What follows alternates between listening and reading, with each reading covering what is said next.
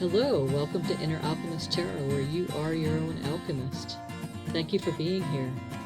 Let's see what Spirit has in store for us. Hi Scorpio, welcome to your reading for your bi-weekly reading for the second part of November.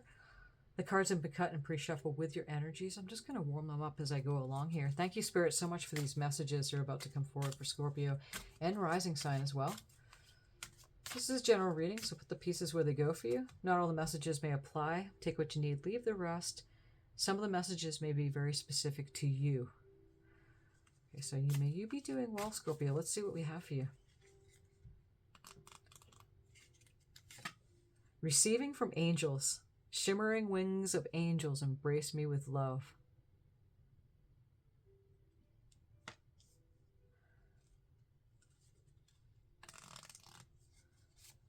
Rising above, I see only beauty and grace. Okay, so this is a new deck that I have. Isle of View. This was gifted to me by my friend Clark. Thank you, Clark, for these cards. I'm going to draw one, and I'm going to read the description from these. They're very unique. Free. Find reality endlessly entertaining. I love this card. Yeah, we tend to take things very serious. Humans take things very serious, but Spirit is always looking at things from a very different angle, that's for sure. So we have free in here. Free. Isn't life the most wonderful show in town? Before birth, we didn't exist, and after death, we won't be around here. Life is a magic show that is a miraculous gift. Learning to appreciate life leads one to the satisfying wonder and joy of being alive. It's also amazingly entertaining. When we have the right attitude, and it's all free, so free your imagination to enjoy your life's movie. It's the best show in town, and it's the only show in town. You are free to see and be the eternity of life's wonder and appreciation. It's a beautiful card. Okay, we're going to draw a couple of guardian cards here and see what we have for you, Scorpio.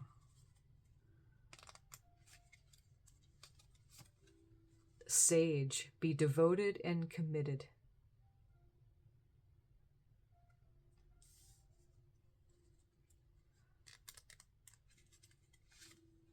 Druid, hold the space. I love it how they're similar. I mean, they're right next to the trees there. You know, it's very similar. It's like almost like there's the same person. Fascinating. Okay. Let's see what the tarot has to say about these oracles.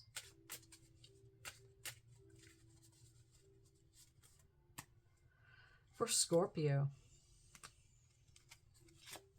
we start out with the Queen of Pentacles.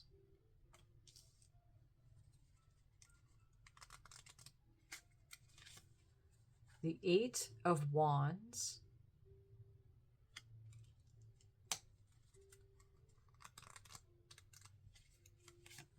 The Star. On the bottom, we have the Six of Cups. Okay. Oh, the Queen of Pentacles, you know, she hasn't got the coin yet.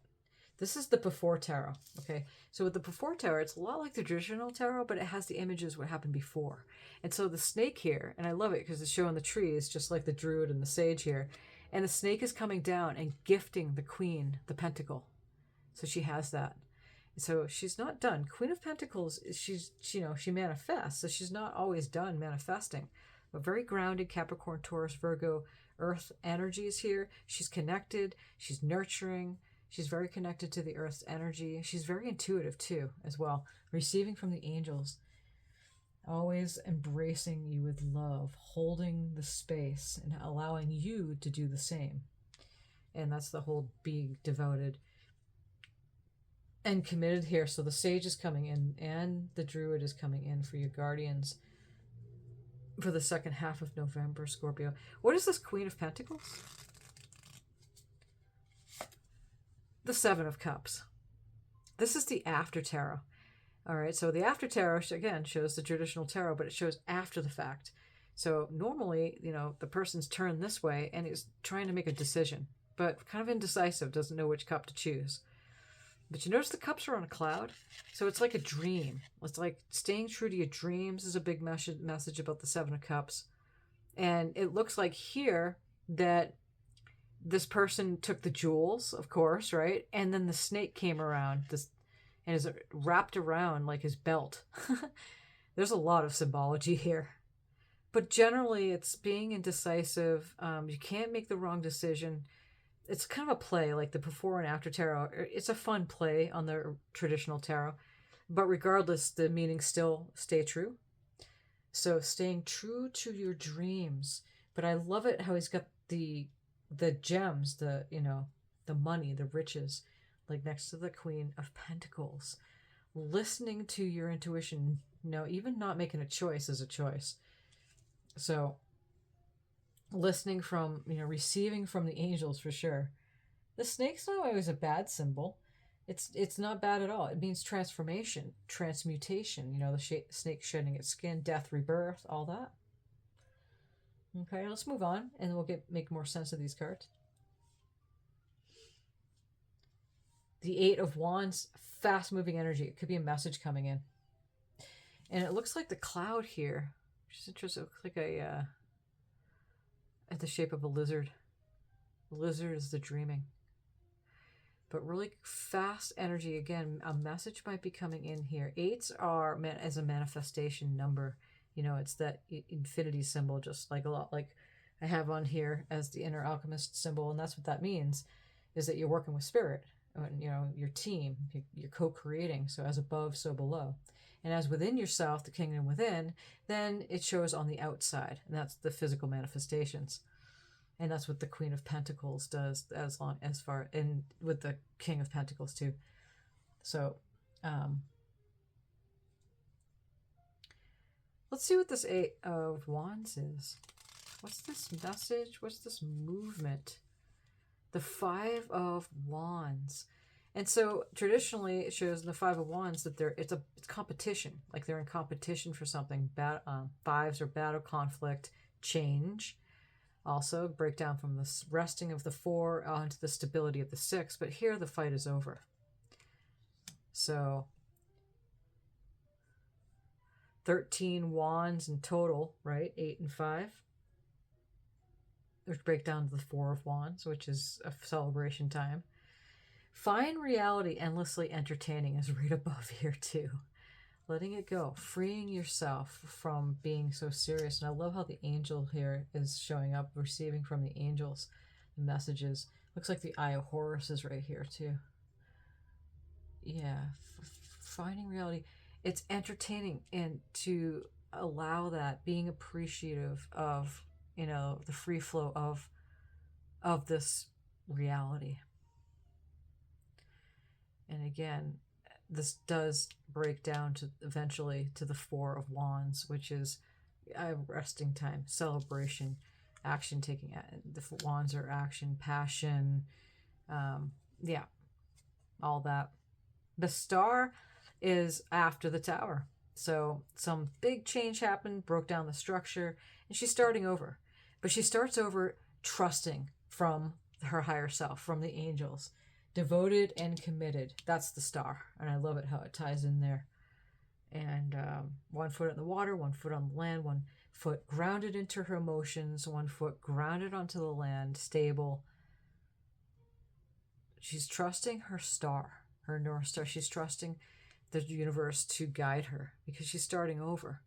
She just knows. So the big message between the Star is about the Star is that you're expecting that those miracles, just your natural well-being coming in and balancing everything out.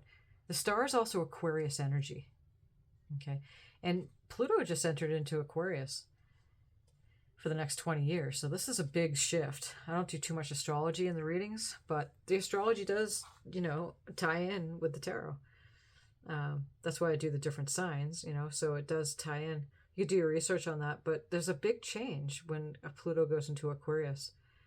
So there's something happening here. And with the rise above, I see only beauty and grace. And that's exactly what the star does. She's always leaning on the positive and trusting and knowing, just a knowing, trust, faith, a knowing that everything's working out for her. Balance too. She's got the 2 jugs of water, a lot like the Temperance card, where it shows the Archangel Michael pouring cup to cup. It's like an endless supply from source that's going on there from cup to cup. But it's also alchemy, you know, changing silver to gold. And that's basically your path to glory, off into the sun, which is the happily ever after. It's just happy, your happiness. And that's what that's the goal, is to be happy in this incarnation anyway, regardless of the conditions. So it's an unconditional way of living and loving, rising above everything. And that's it right there. Once you get there, that's enlightenment, and that's embodied enlightenment, to do it here in this lifetime before you leave the body, because when you leave, then you go off into the spirit world. Everything's Summerland. It's beautiful. So, you know, death is not what people made it out to be. It's actually a very wonderful thing. The afterlife is when you wake up. Here, we're in a dream. You know, row, row, row your boat gently down the stream. Merrily, merrily, merrily, merrily, life is but a dream. And when you leave the physical body, you wake up.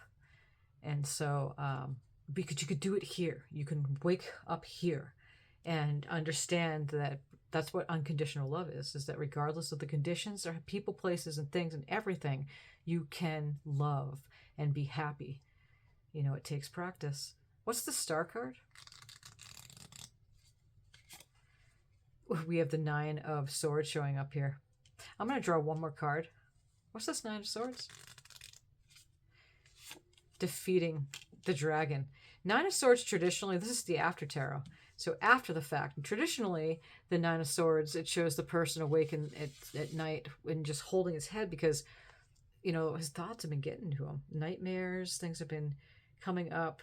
And the thoughts have been really disturbing. And again, creating nightmares. But here, he's taken that 9th sword and defeating that demon dragon thing. So taking the action, again, receiving from the angels, rising above. And the Hangman is coming in here. Another water sign, Piscean energy. And this is the after tarot. He's been hanging for a long time. In the flow. In the flow, gaining a different perspective. You know, the 40 days, 40 nights. And his head is completely lit up, rose above, and then someone came and now giving him water. That's why I love the twist on the after and before tarots. It's just for fun, but the messages still apply again. So, wise now, surrendering to what is, knowing help is always on its way, always. So no fear behind that. And yes, find reality endlessly entertaining. These cards are very entertaining to me. We have the 6 of Cups here, and on the bottom here we have the Knight of Pentacles. So the 6 of Cups is a nostalgia card, kind of like bridging your childhood, your past with your present, and where you're going. So this is the before tarot. And you notice this cup is on top of this platform here with this X. That didn't work out, so he's arranging it. The flowers inside that cup. Traditionally, the cup's already there, and the person's facing this. So the boy is facing the girl there and gifting the flowers over. But here's before that happens. So it is someone maybe coming in from the past, or again, bridging, you know, looking back at like your past, your childhood, and then bridging some things and mending some things from the past. And before you move on, 6s are stabilities too. So Cups is your sign, Pisces, Cancer, Scorpio. Knight of Pentacles is a gift. So it very well may be someone from the past coming in and gifting you something here. Maybe they owe you some money. Maybe it's you know, generational wealth. Maybe you're inheriting something, but something's coming in. The Knight of Pentacles is a knight that always succeeds. He's slow, but the slow, you know, it's always the slow one that wins the race type of thing. It's on a race, but you know, that's the metaphor behind it, is the Knight of Pentacles. Even though it may be slow go, always succeeds at whatever he's doing. So pay attention to that for this end of November, the second part of November is definitely supportive for you. A lot of messages are here. This one wants to come out. And I'm going to draw one more here. Okay, we have inner beauty. I open the eyes of my heart and direct my gaze to the light within every being. Personality and physical appearance are in the image of man. Beauty and goodness are in the image of God. So yeah, these are light frequency cards. So breathe that frequency in. That's beautiful. That's a big shift when you can do something like that. Again, we're talking about unconditional love, unconditional living, a new opening. When one door closes, I am confident another will open, and it will be for my betterment. I accept that life brings challenges and acknowledge the opportunity and learning they present to me. Serenity comes from within. Boy, is that true. Inner peace. Peace doesn't come from without. It always starts within. It takes practice. It takes a surrendering. It takes a certain mode of being. Not every day is equal. No. So some days are good. Some days are like a little more challenging. Some days are easier than others. So this is a perfect time, Scorpio, for you to definitely begin that new. We have a new moon in Scorpio, Sagittarius, pardon me, at the end of November, beginning of December. I'll come back at the beginning of December, and it'll still apply. But it's good to set new intentions. Right now on this day, for the next 24 hours, is a really, really fortuitous time to set a new intention, what you want for yourself, and then for others too. Maybe you have someone close to you, or a group of people, but really, what is it that you really would like for yourself? A lot of it has to do with that inner peace, inner beauty, inner peace, that serenity. Everybody wants to feel good. I mean, and that's across the board. That is a common thing among humanity, is that really truly everybody does want to feel good, even the ones that are struggling with the dark side, the shadow side, if you will. Those ones especially want to feel good.